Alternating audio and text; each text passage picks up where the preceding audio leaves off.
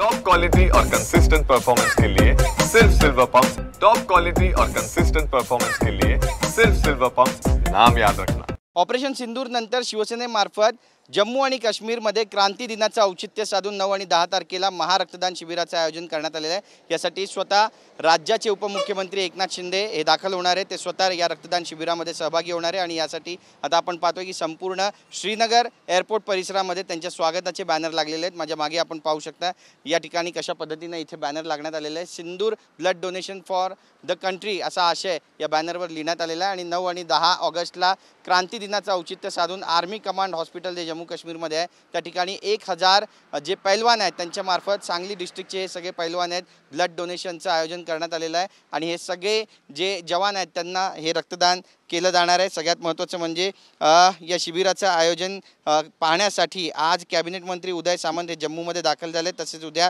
जम्मूत होणाऱ्या महासभेच्या तयारीचा सुद्धा ते आढावा घेणार आहेत। तर दुसरीकडे उद्या राज्याचे उपमुख्यमंत्री एकनाथ शिंदे हे सकाळी श्रीनगरला 10च्या सुमारास दाखल होतील। आर्मीच्या मिलिटरी कॅम्पमध्ये महाराष्ट्राच्या सांगलीत हजारो पैलवानांसोबत ते रक्तदानही करणार आहेत। पहलगाम हल्ल्यानंतर उपमुख्यमंत्री एकनाथ शिंदे यांचा तिसरा दौरा आहे। त्यांचं स्वागत सुद्धा या ठिकाणी जोरात होणार आहे। पण त्या स्वागतापूर्वी आपण पाहतोय की आता श्रीनगरमध्ये आणि जम्मूमध्ये एकनाथ शिंदे यांच्या स्वागताचे जोरदार बॅनर पाहायला मिळत आहेत। कॅमेरा पर्सन मनीष विचारेसह गिरीश गायकवाड, TV9 मराठी, श्रीनगर।